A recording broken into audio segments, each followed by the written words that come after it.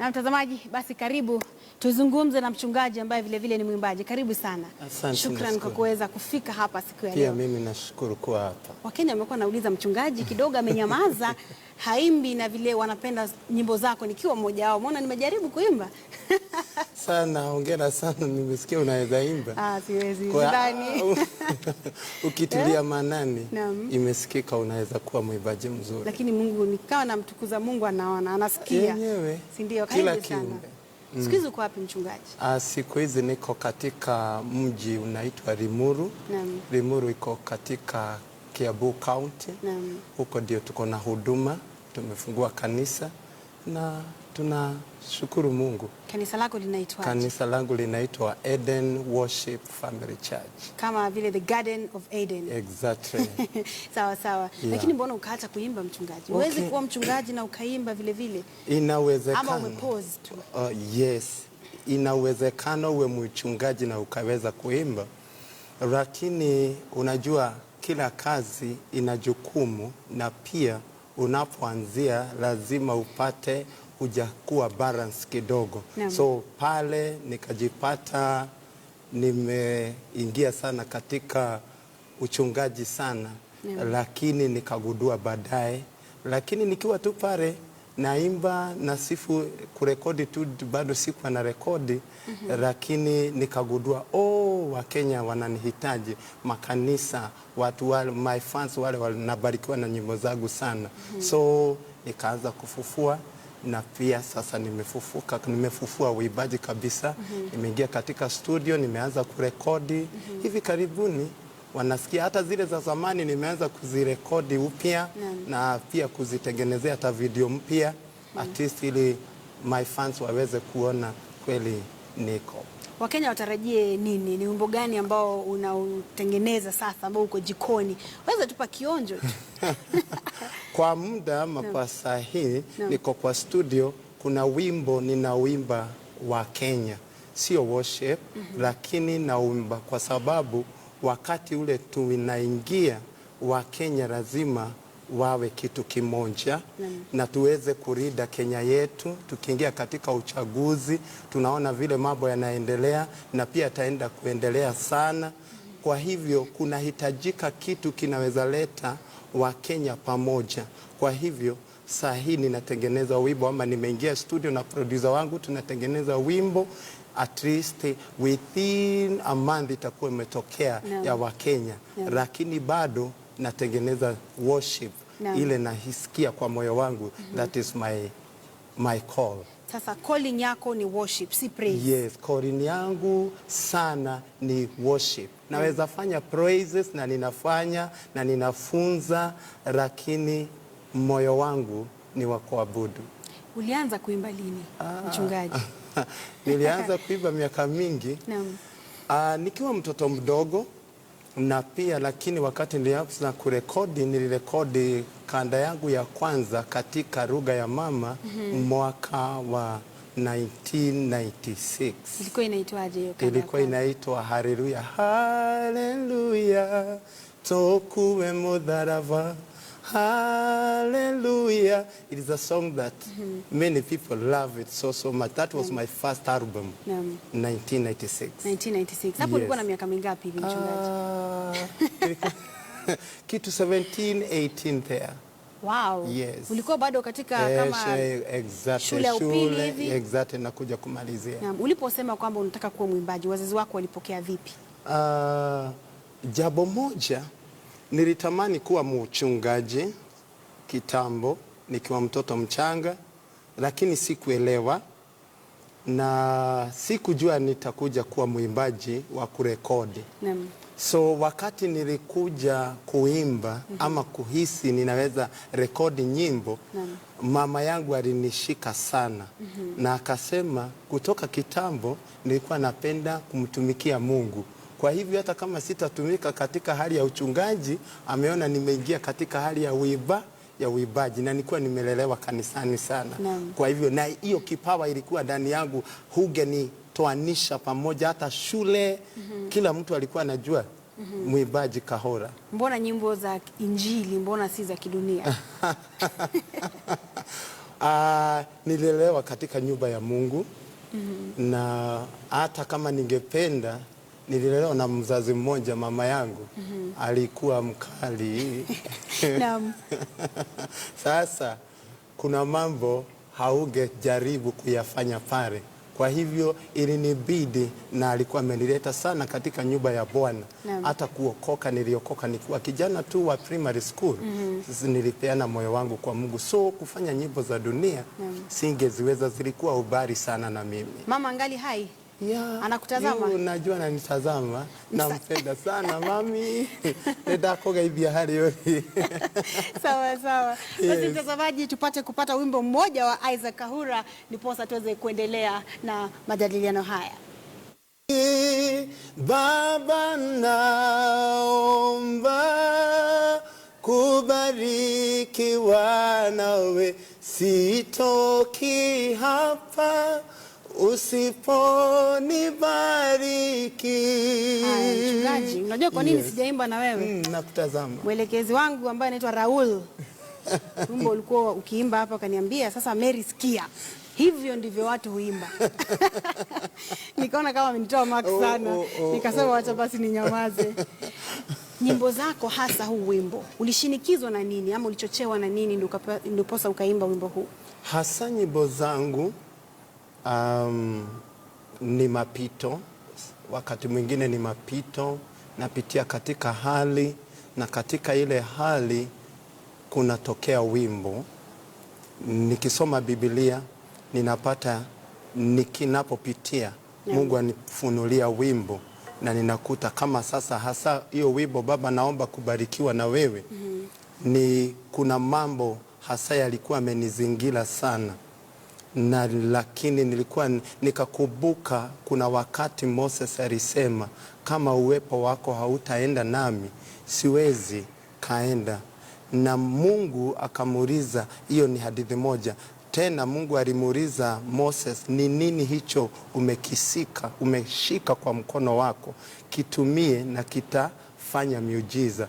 Nikapata katika ile hali nilikuwa nimepitia, Mungu akanikumbusha, kuna kitu umeshika, kuna kitu nikumekupatia, na hiyo kitu inaweza kuwa baraka. Na mimi nikamwambia Mungu, nataka kutembea na wewe, sitoki hapa usiponibariki.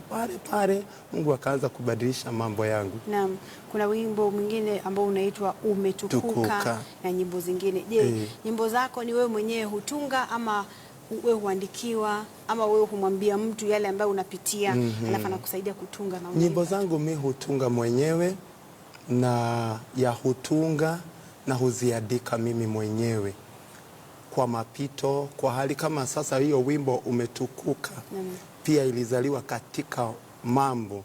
Tulikuwa tu tumeoana na bibi yangu. By the way, nimeoa. Tuambie. Niko na bibi. Nimeoa na bibi yangu anaitwa Elizabeth, na tumebarikiwa na watoto wawili. Tulikuwa tumebarikiwa tu na mtoto wakati ule na tukafurahia. Lakini katika ile hali tukagundua kuna mambo hayakuwa sawa katika ule mtoto wakati alikuwa anakuwa, na ikawa ngumu sana kuamini. Mguu wake mmoja ulikuwa ulikuwa na shida. Tena hakuwa, wakati alifikia kuongea, hakuongea wakati ule.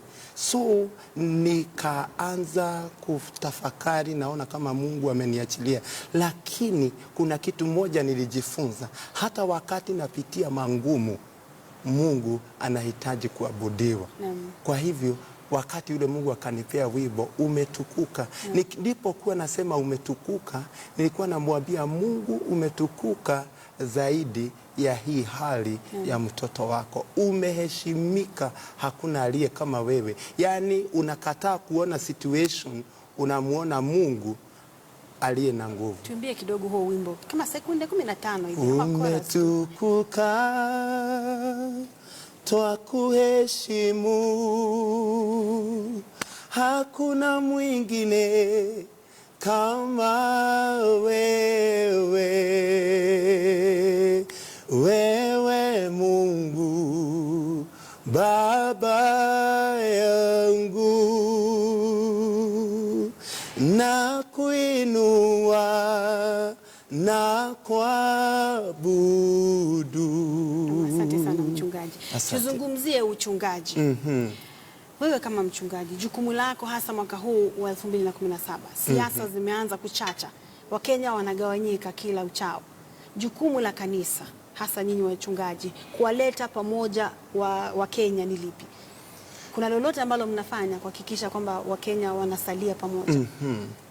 Okay, jukumu la mchungaji wakati kama huu, unajua tunaona vile politician na vile mambo wakiondoka na huko nje wanakuja wamejazwa na mambo tofauti, ile joto unakuta imezidi. Lakini jukumu la mchungaji ni kukataa wakati wanapokuja, tufanye kulingana na Biblia. Sisi ni kitu kimoja, tumezaliwa na Mungu mmoja, isipokuwa tu ametupatia makabila tofauti. Na mimi husema makabila yale Mungu ametupatia ni ulembo wa nchi. Kama vile katika shamba unapata maua, lakini upati maua moja. Unapata hii maua imetoa ya red, imetoa ya pink, maina baribari. Kwa hivyo vile wachungaji tunahitaji kufanya, na hivyo ndivyo tunajaribu hata tuweze kutokea kama vile kampeni zinafanywa. Kama mimi nimeapa ya kwamba wakati huu nitaanza kufanya mikutano ya kuabudu nje wazi, sio katika kanisa, lakini kama crusades. Tunaungana watu wote na wale walipo katika kanisa wa kabila tofauti, tunashikana vizuri ili tukiondoka kule nje watu waone sisi tunaelewa ya kwamba ni kitu kimoja. Kwa hivyo mchungaji hastahili hata kama yeye ni Mkikuyu ama ni kabila gani, tunahitaji kuelewa ya kwamba sisi tuko katika mwili mmoja wa Kristo. Tunene amani kote kote ulimwengu. Na ili nchi yetu isikuje kwenda chini kama yale mambo tumekuwa tukiona. Ukishazungumza hivyo, kuna mchungaji najua unajua kwamba kuna wachungaji wengine ambao kidogo pengine nikitumia jina naweza sema matapeli, ambao wanawahadaa wa Kenya. Mtu atajuaje kwamba kanisa hili wanamwabudu Mungu wa kweli, kanisa hili pengine wachungaji hawako sawa? Okay, jambo moja, hata pale awali ukisoma Biblia, watu wale walikuwa pale, manabii wasio wa ukweli walikuwa tu pale. Lakini kusudi la mtu ama mtu ili akaweze kuelewa, apate uhusiano wake na Mungu.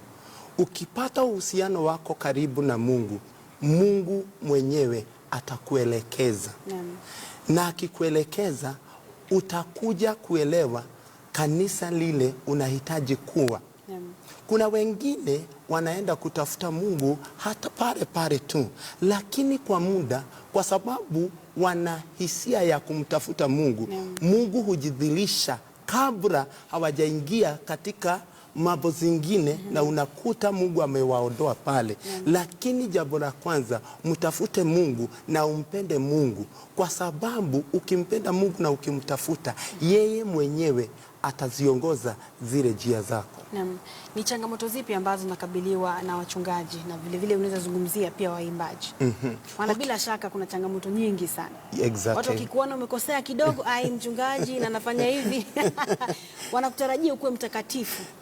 Unafanya vipi kuhakikisha kwamba maisha yako yako sawa? Okay, jambo moja, lazima mtu upende usipende uwe muombaji.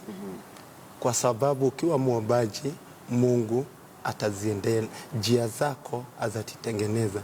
Wakati mwingine unaweza kujipata umejipata katika hali zingine, lakini hata kama watu watasema lolote, tafuta uhusiano wako na Mungu. Usijipate umeanguka katika majaribu ama katika hali na watu wananena hivi kukuhusu, especially wakati umekuwa public figure na umekuwa mchungaji, umekuwa muibaji. Ni vizuri ujichunge na upate uhusiano wa karibu na Mungu. Hata wakati wa mambo magumu yakiingia, watu wanene, tumeona hata makanisani, unalea watu, unafunza watu, saa ile au watu kwa sababu wanakuona kama malaika, utakuja ujipate katika hali na kuambia hata wale watanena zaidi kuliko wale walipo kule nje. Lakini Mungu anatusimamisha. Mungu, uhusiano wetu na Mungu, na ndio Biblia inasema ya kwamba usimpoint aliyeteuliwa na Mungu. Kwa sababu gani? Mungu mwenyewe ndiye tu anaelewa uchungu ule wachungaji wanapitia.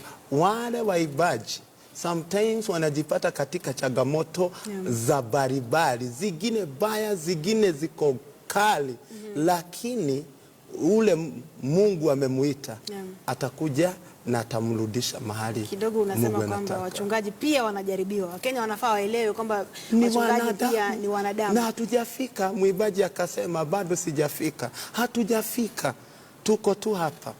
Kwa hivyo chochote kikitokea, wacha tutiane nguvu. Lizuri ni kutiana nguvu ili tuweze kuendelea safari pamoja. Sawa mchungaji. Naona Matthews Arnold hapa anasema, kabla mchungaji hajaondoka studioni, tafadhali mchungaji, ombea mgomo wa madaktari upate suluhu na pia wahadhiri warudi kanisani. Halafu Shadweke anasema, umepotea sana kaka na nakuenzi. Halafu tuna huyu hapa samaji, siwezi soma zote, natafuta nikipitia, pengine nikiziangalia. Kama unaweza pengine mwisho tu kabisa, kuna waimbaji ambao ni chipukizi, nyimbo za kisasa, maoni yako za vijana si zile zenye tunasema anointed songs, unazijua? Maoni yako kwa ufupi tu tukiwaliza. Okay, naelewa na ninaweza sema ni sawa, lakini wacha tufanye kitu cha kudumu.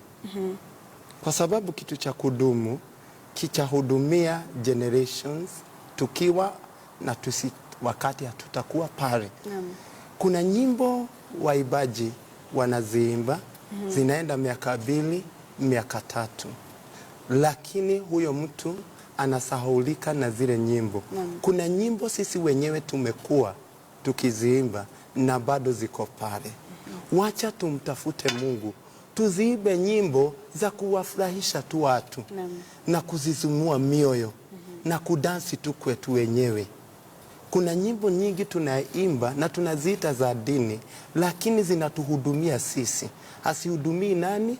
Mungu. Na zile za kuhudumia sisi ndio unaona watu wanafurahia sana. Lakini kuna zingine zile zinahudumia Mungu, na hizo ndio zinaishi.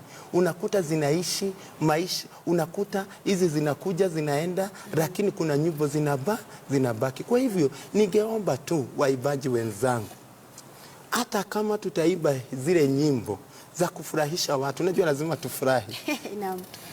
Tunaimba nyimbo za kufurahi, lakini tuimbe nyimbo zile zinamtukusha Mungu. Kwa sababu tuliumbwa tumtukuze nani?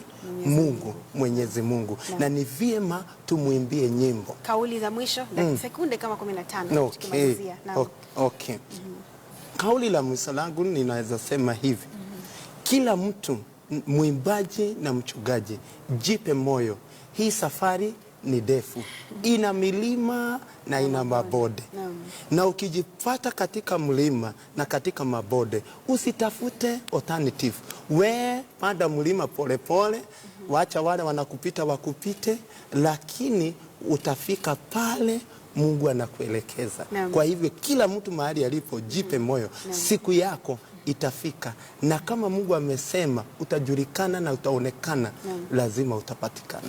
Asante sana mchungaji, na usisahau kutuombea mambo ya mgomo na vile vile migomo ambayo iko nchini, ili Jumatatu ikifika, pengine mgomo kama umeisha, huyu mtazamaji atafurahia sana akisema mchungaji ametuombea. So ukifika nyumbani, endelea kuombea nchi hii na wachungaji wengine na Wakenya kwa jumla. Mtazamaji, asante sana kwa kuweza kujiunga nasi katika makala Yako Wapi. Leo tumekuwa na mchungaji Isaac Kahura.